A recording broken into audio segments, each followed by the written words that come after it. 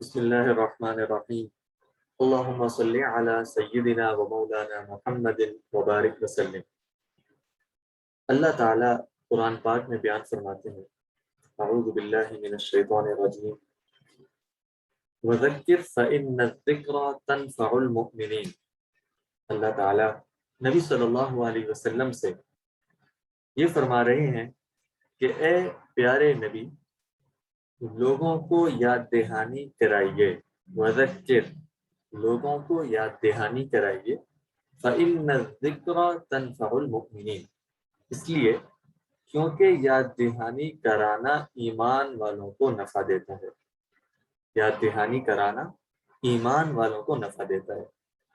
اسی آیت کو ذہن میں رکھتے ہوئے ہم نے اپنے اس سیشن آداب زندگی کو جو عنوان دیا ہے وہ ہے ذکر۔ ذکر کا مطلب بھی آپ کو سمجھ آ گیا ہوگا کہ ذکر کا بیسک مطلب یاد دہانی ہے، یاد دہانی۔ اور اس سیشن کو یاد دہانی یا ذکر کا نام دینے کی وجہ یہ ہے کہ ہم نبی صلی اللہ علیہ وسلم کی مبارک سنتیں، مبارک طریقے، مبارک آداب اور موقع محل کی دعائیں اپنے معاملات زندگی کے اندر مختلف کاموں کو انجام دینے سے پہلے ان تمام سنتوں، دعاؤں اور آداب کی یاد دہانی کر لیں۔ ان کام کو کرنے سے پہلے ہمیں فوراً یاد آ جائے کہ یہاں پر میرے حبیب صلی اللہ علیہ وسلم کی مبارک سنت کیا ہے، یہاں پر مجھے کون سی دعا پڑھنی ہے۔ کئی دفعہ ایسا ہوتا ہے کہ ہم دعاؤں کو یاد کر چکے ہوتے ہیں، کئی سنتیں بھی ہمیں پتہ ہوتی ہیں اور آداب کا بھی پتہ ہوتا ہے۔ مثال کے طور پر ہم سب کو کئی دفعہ معلوم ہوتا ہے کہ کھانے سے پہلے بسم اللہ پڑھنی ہے، لیکن کھانے سے پہلے بسم اللہ یاد کیوں نہیں آتی؟ اسی طرح مسجد میں داخل ہونے سے پہلے دعا پڑھنی ہے اور دایاں قدم اندر رکھنا ہے، بایاں قدم اندر نہیں رکھنا، پہلے دایاں قدم رکھنا ہے۔ اب مسجد میں داخل ہوتے وقت یہ بات یاد کیوں نہیں آتی؟ بازار جاتے ہوئے ہم نے دعا پڑھنی ہے، چوتھا کلمہ پڑھنا ہے، وہ ہمیں بازار میں داخل ہوتے وقت یاد کیوں نہیں آتا؟ اسی طرح آپ میں سے کئی لوگ ایسے ہوں گے، کیونکہ یہ جو سیشن ہے، آپ مختلف قسم کے لوگ ہیں، بڑے بھی بیٹھے ہیں، چھوٹے بچے بھی ہیں، اور جب اس کی ریکارڈنگ جائے گی تو ظاہر ہے اس میں لیڈیز اور مستورات عورتیں بھی سنیں گی، سارے ہوں گے۔ تو ہو سکتا ہے کہ آپ میں سے کئی لوگوں کو مجھ سے زیادہ سنتیں آتی ہوں اللہ کے نبی صلی اللہ علیہ وسلم کی۔ آپ میں سے کئی لوگوں کو نبی صلی اللہ علیہ وسلم کی مبارک دعائیں زیادہ یاد ہوں مجھ سے، لیکن صرف یاد ہونا، صرف معلوم ہونا، یہ اس وقت تک کافی نہیں ہوگا جب تک وہ ساری چیزیں، ساری سنتیں، ساری دعائیں، سارے آداب اور سلیقے ہماری زندگی کے اندر اپلیکیبل نہیں ہوں گے۔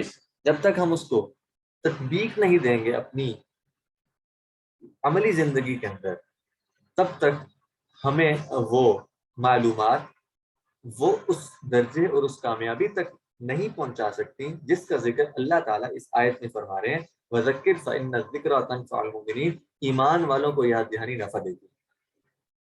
اب اس بات کو ذہن میں رکھتے ہوئے ہم نے اس سیشن کا نام ذکر رکھا، تو وجہ کیا تھی کہ ہم اللہ تعالیٰ سے اس بات کی امید کرتے ہیں کہ یا اللہ، آپ اس آیت میں خود فرما رہے ہیں کہ یاد دہانی ایمان والوں کو نفع دیتی ہے۔ ہم اپنے اس سیشن کو، جس کے اندر ہم آپ کے حبیب صلی اللہ علیہ وسلم اور اپنے نبی اکرم صلی اللہ علیہ وسلم کی مبارک سنتوں کو سیکھنے کے لیے قدم بڑھا رہے ہیں، مبارک سنتوں اور طریقوں کو سیکھنے کے لیے نیت کر رہے ہیں، اس لیے کیونکہ آپ نے یہ انداز شاید پہلی دفعہ دیکھا ہو کہ رجسٹریشن کے لیے آپ کو انشاءاللہ لکھنا پڑا۔ انشاءاللہ لکھ کر آپ نے بھیج دیا، آپ کی رجسٹریشن ہوگی۔ اللہ کے نبی صلی اللہ علیہ وسلم یہ حدیث ہے، نیت المؤمن خیر من عملی، ایمان والے کی نیت اس کے عمل سے بعض اوقات بڑی ہوئی ہوتی ہے۔ آپ نے جب انشاءاللہ لکھا، آپ نے نیت کی، کس چیز کی نیت؟ نیت اس بات کی کہ میں نبی صلی اللہ علیہ وسلم کی مبارک سنتوں کو سیکھنے کے لیے تیار، ان کو اپنی زندگی میں لانے کے لیے تیار. یہ انشاءاللہ لکھنا گویا کہ آپ کا پہلا قدم تھا. بلکہ اس سے آگے کی بات یہ ہے کہ آپ کا انشاءاللہ لکھنا گویا کہ آپ کی طرف سے اظہار تھا کہ آپ نے نبی علیہ السلام کی سنت کو زندہ کرنے کا فیصلہ کر لیا ہے، اور نبی کی سنت کو عملی طور پر پریکٹیکلی زندہ بھی کر دیا ہے. کیوں؟ اس لیے کیونکہ انشاءاللہ کہنا خود آپ علیہ السلام کی مبارک سنت اور طریقہ ہے. تو اس سیشن کا آغاز دراصل آپ کی رجسٹریشن کے وقت ہی ہو گیا تھا. ابھی یہ اس وقت تو صرف ایک تعارف ہے، انٹروڈکشن ہے کہ ہم نے اس میں کیا سیکھنا ہے، کیسے چلنا ہے، کس وقت شیڈیول کیا ہے، یہ ساری وقت. اصل میں سیشن کا آغاز اس پہلی سنت سے ہو گیا تھا جس وقت آپ نے انشاءاللہ کہا. تو ذکرہ کا مطلب یاد دہانی ہے. ہم یاد دہانی اللہ تعالیٰ سے اس یاد دہانی تو جو اللہ تعالیٰ نے آیت میں بیان فرمائی ہے، قرآن میں بیان فرمائی ہے کہ یاد دہانی ایمان والوں کو نفع دیتی ہے، اس نفع کی امید رکھتے ہوئے، اور جو بھی ہم سنتیں اور آداب اور دعائیں سیکھیں گے اللہ تعالیٰ سے یہ دعا کرتے ہوئے کہ یا اللہ ہماری اس یاد دہانی کو نفع تک پہنچا دے، کامیابی تک پہنچا دے. اس لیے ہم اس سیشن کا آغاز کر رہے ہیں. بات یہ ہے کہ کئی دفعہ جیسے میں نے ابھی کہا کہ ہمیں بہت ساری چیزیں معلوم ہوتی ہیں. آپ میں سے کئی آفیسرز بیٹھے ہیں اور سینئر سٹیزنز بیٹھے ہیں، میرے سے بڑے ہیں، سارے معزز ہیں لوگ، اور مجھ سے اچھے ہیں. اچھے اس لیے کیونکہ آپ لوگ یعنی تیار ہیں. میں نے صرف تعارف کرایا کہ میں ایک سیشن شروع کر رہا ہوں، ذکرہ سیشن، جس میں ہم سب مل کر نبی صلی اللہ علیہ وسلم کے مبارک سنت اور طریقوں کو سیکھیں گے. آپ سب نے لبیک کہا اور فوراً کئی رجسٹریشنز ہوئی میرے پاس. تو آپ سب بہت اچھے ہیں اور بہت سلیقے والے ہیں، مجھ سے اچھے ہیں. لیکن ہم تب تک اس سنتوں اور طریقوں کو اپنی زندگی میں لانے میں کامیاب نہیں ہو سکتے جب تک ہم سب مل کر محنت نہ کریں. دیکھیں، گھر میں ایک فرد ہے، وہ تمام سنتوں کو جانتا ہے. اگر وہ اپنے گھر کے دوسرے افراد کو ان سنتوں اور مبارک طریقوں یا جو بھی نیکیاں ہیں ان پر لانے کے لیے تیار نہیں کرے گا نا، تو اس کے دو نقصانات ہوں گے. پہلا یہ کہ یا تو یہ خود ان نیکیوں اور ان مثبت چیزوں کو چھوڑ بیٹھ گیا، ایک نقصان. دوسرا یہ کہ جب دوسرے ان نیکیوں اور اچھی چیزوں پر عمل نہیں کریں گے تو عمل نہ کرنے کی ظاہر ہے کہ وہ کسی منفی کام میں لگیں گے، منفی عمل ان سے سرزد ہوگا. اس منفی عمل یا نیگیٹیوٹی کا نقصان اس نیک انسان کو بھی ملے گا. یہ بات ہمیں کئی احادیث مبارکہ سے بھی ملتی ہیں. اس لیے ہمیں یہ جو ہم مل کر بیٹھے ہیں اس وقت، یہ ایک ماحول ہے. اس ماحول کو اللہ تعالیٰ اور اللہ کے نبی صلی اللہ علیہ وسلم بہت پسند کرتے ہیں. آپ نے بلکہ سنا ہوگا، دیکھا ہوگا اور پڑھا ہوگا، پڑھا ہوگا اور بالکل صحیح پڑھا کہ سورۃ الکہف جو 15ویں سپارے میں شروع ہوتی ہے اور 16ویں سپارے میں جا کر مکمل ہوتی ہے، سورۃ الکہف کے فوائد بہت زیادہ ہیں. ایک اس میں سے بیسک فائدہ بنیادی طور پر جو عام طور پر ہم سنتے ہیں وہ یہ ہے کہ قیامت کے قریب جتنے فتنے آنے ہیں، سب سے بڑا فتنہ اس میں مثال کے دجال ہے، ان تمام فتنوں سے حفاظت کا ذریعہ بنے گی انشاءاللہ یہ سورت. جو بھی اس سورت کی تلاوت کرے گا جمعے کے دن. اب سورہ کہف کے اندر ایک واقعہ ہے اصحاب کہف کا. اصحاب کہف ایک لمبی سٹوری ہے. اس اصحاب کہف غار کے اندر جا کر انہوں نے اپنے آپ کو بند کیا، اس کے اندر محفوظ ہوئے اور اس کے اندر نیک اعمال شروع کیے.